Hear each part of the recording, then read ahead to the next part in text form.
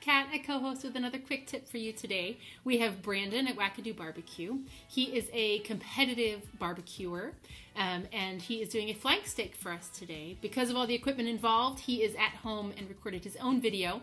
So hope you enjoy. Take it away, Brandon. Hey co-host, thanks for having me. My name is Brandon. I'm at Wackadoo BBQ.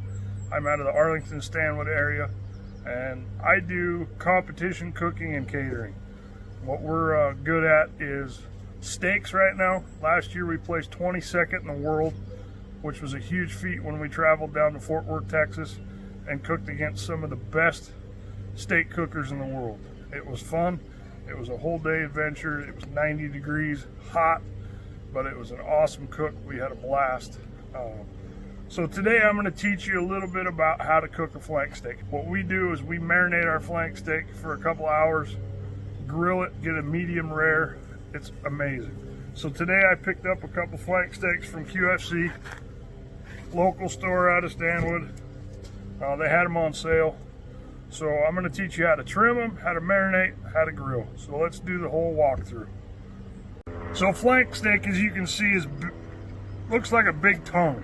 It's not very thick, but it's really grainy. As you can see, they got the grains, all the fibers of the meat run this way. So when we get it trimmed up and cooked, you're going to kind of slice it at an angle against the grain to get the best bite. But we don't want to bite through all this sinew and the fat here. We want to bite through nothing but meat. So we'll take some of this fat off and get the silver skin so we don't have to eat it. But you'd also want that marinade that you're going to use to penetrate the skin or the meat the whole way through. So you don't have to get crazy, but we're going to clean it up, do the backside. A really sharp knife helps. If you have any paper thin meat, it's not going to cook, it's just going to burn. You can trim that off so it doesn't burn. Some people like the crispy edges. So that's as far as I'm going to go. I'm going to trim this off a little bit though. It's pretty thin over on that corner. That's as far as I'm going to do. So let's get our marinade together. All right, it's our marinade time. I use this marinade for almost everything. My beef jerky, my pork jerky. It's sweet with a little bit of heat. So we're going to start off with 1 cup brown sugar. Pack it in good. So I use a briner bucket. It is really nice because it's got this plate that fits down inside of it. You fit it down. You can press down your meat a little bit to make sure it's all submerged into your marinade. You can just use a gallon Ziploc. I've seen people use the suck bags, and it helps take the moisture out. The biggest thing is you want all that meat surface immersed in your marinade. So 1 cup brown sugar. I'm going to double it because I got 2 of them. We're going to go 2 cups teriyaki sauce. Hoisin sauce, I do about 1/2 cup. Measurements are in for interpretation, so if you don't like something or don't want it as sugary, make it your own. Do a little bit of garlic, probably, let's do a tablespoon. Big heaping tablespoon. We like garlic. And I do equal parts water, so just a bottle, maybe 1.5 bottles of water. We'll start with 1.5 bottles and we'll see how it goes. Give that a good stir. Make sure all that brown sugar is nice stirred in there. You can make this 24 hours in advance, and it turns out the longer you can marinate it for, the better it is. All right, so that looks good. Take a look at that. See all the granules floating. Now you could put some ginger in here if you want. I don't have any, or I would. Depending on your heat levels. Red pepper, you could throw some red pepper flake in here, or some cayenne pepper to add some heat. Or what I like to do is some sriracha sauce. I'm actually going to go get some and put it in before I seal all this up, just because I like that little extra kick. So that's all good and mixed up. So now we're going to take our flank steak. You're going to kind of curl it up and just place it in there. I have 2 of them to do, so I want to make sure that they're gonna get most contact with the marinade.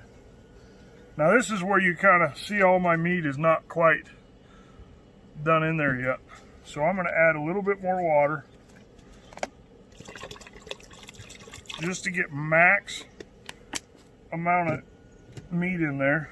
And then I'm gonna take my briner plate and just so it makes the meat go down into the marinade as much as possible without having too much exposed. I'm gonna cover this up just like that, and this will go into the freezer or in the refrigerator for as long as I want. I'll probably do it for about 6 hours. We'll come back and we'll get the grill fired up.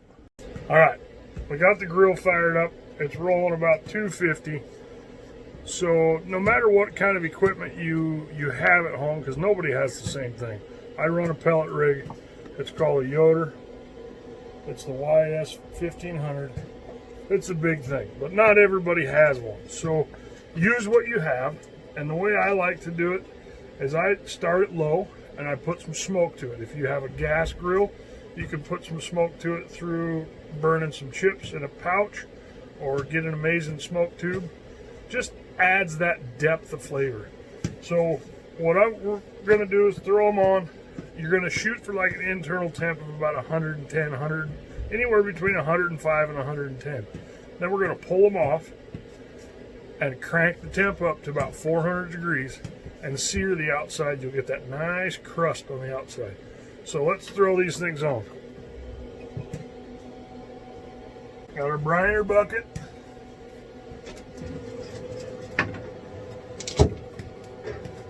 Look at the color change in that. It means the marinade's got good deep in there. Remember, sugar will burn, so the hotter you get it, it will burn. So we're going to get a nice smoke on here and then pull them off. They're on, they're ready. We'll get them up to temp and then we'll fire this thing up and get it up at about 400 degrees. And then we'll sear them off. So it's been fun. It smells amazing out here. I wish they had smell-o-vision or anything. So come back and we'll get the grill fired up even hotter and we'll check them in a little bit. So we're about half hour into our cook. It's still holding about 215, 225. So it's doing good. So, but you don't want the temps to go too high on you. So let's probe it and check to see what the internal temps is.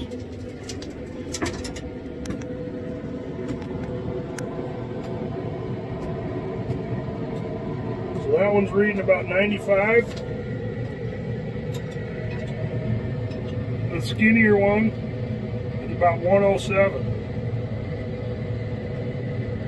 So I'm going to pull the skinny one off and then let it rest while I get the pit up to temp, because we want to do it hot. So let's pull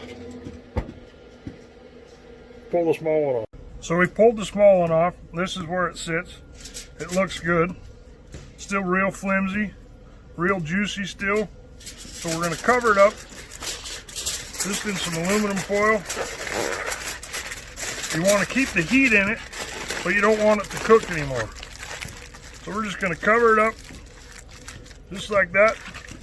Put it off on the side of your cutting board. You can put it in your oven that's not on, or just lay it on your counter, or just set it aside and wait until your pit gets up, you know, as hot as you desire. And I do it 400 degrees and get the nice crust on there. So once the other one comes off, I'll wrap that up and then we'll get the pit going to 400. All right, so the grill's almost up to temp. I lowered it a little bit, but let's check what it looks like. So that's what mine looks like. I have these grill plates in here. They're called grill grates. They give you those nice hash marks. So my grill grates are reading at 400 degrees right now. So that's a perfect time for me to unwrap the first one nice and juicy still, and throw it on. Hear that sizzle? Quick, close your lid.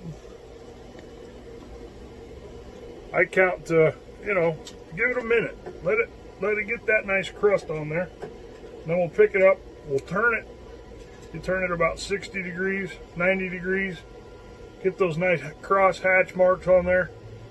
And then we'll flip it on the other side. We'll keep checking the internal temp. Medium rare, you want 135. Or if you take your finger and you kind of poke the inside of your thumb, you're wanting that feel. A lot of seasoned guys do it that way. I like my probe. I have a thermopen somewhere around here, right here. I use a thermopen. It tells me pretty quickly how hot it is inside. So it's a nice cooker, or a nice way to be able to tell what the temp is. So let's open this thing back up and spin it around.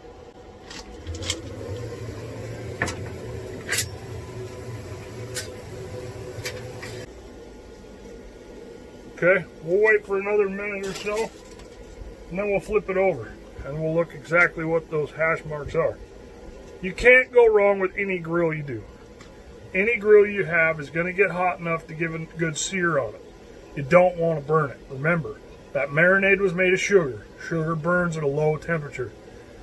So the hotter you get your grill, you want to keep it away from the heat as much as possible, but just get that heat. That's the thing about grill grates, is you don't get that flame up. And that flame up is what's going to burn your sugars. So I'm still running at 400 degrees, but I'm not getting that flame up through those grill grates. So cook on whatever you're comfortable with. Don't go spend, you know, the rig I cook on is about $5,000 rig. It's my sponsor. He gave it to me. And it's a wonderful cooker. I couldn't be more impressed with a Yoder cooker, but you can do it. I've done a lot on, you know, a $35 Weber kettle grill. Charcoal. It gets just as hot. So don't go buy gear that you're not going to be happy with. Use what you have, or you can even use your oven. Just turn it on broil when you get it to that temperature, you know, the internal temp that you want. So let's flip it over and see what it looks like.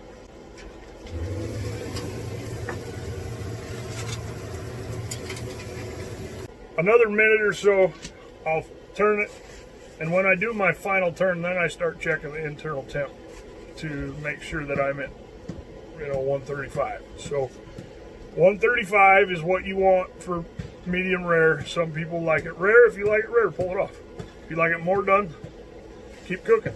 And, you know, it's what your palate wants. So I'm going to offer a steak class with Cohost once all this goes, you know, the coronavirus stuff ends. So I will teach how I cook a steak, world champion style steak, and let you eat a world champion style steak.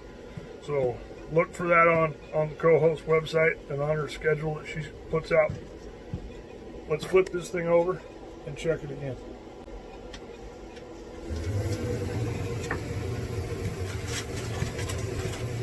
So in the fattest part of your steak is what you're shooting for. I'm at 131, 135 there. So I'm going to give it a couple seconds, and then I'm going to pull it off.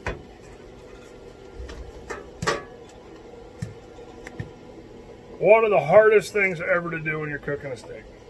It sounds so delicious, but you pull it off and you just start hacking at it and start eating it. Biggest mistake ever.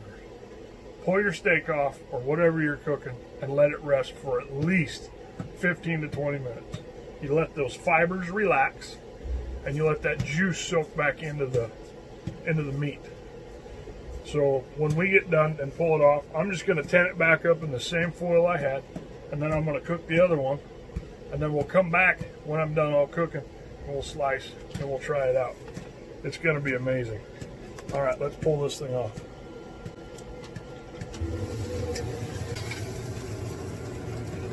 crosshatch marks.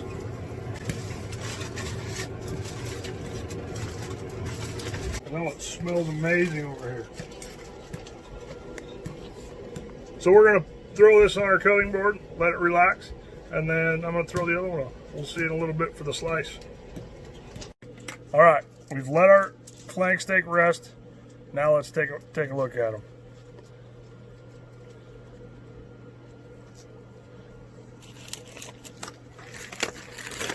Open it back up. You can see the juices in there.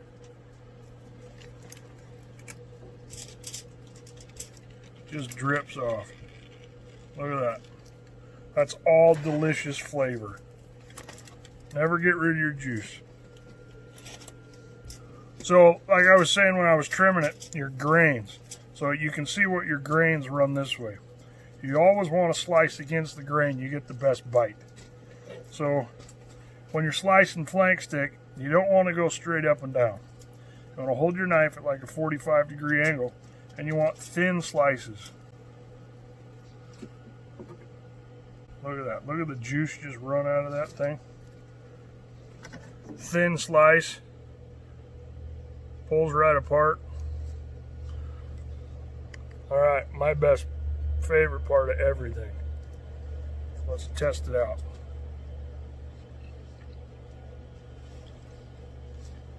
That's killer. The marinade soaks through.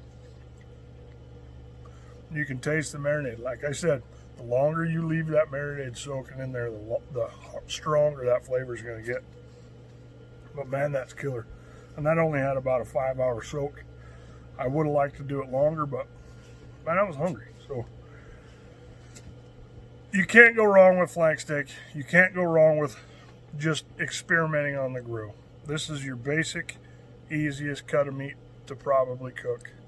It's fun. It does well at parties. It does well at just cooking by yourself. Ev, what do you think? Try that out. You ready to see the puppy?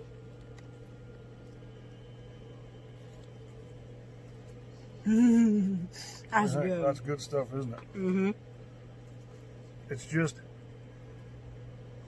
It's got so much flavor. You get that charred meat flavor off of it. Killer. So hey,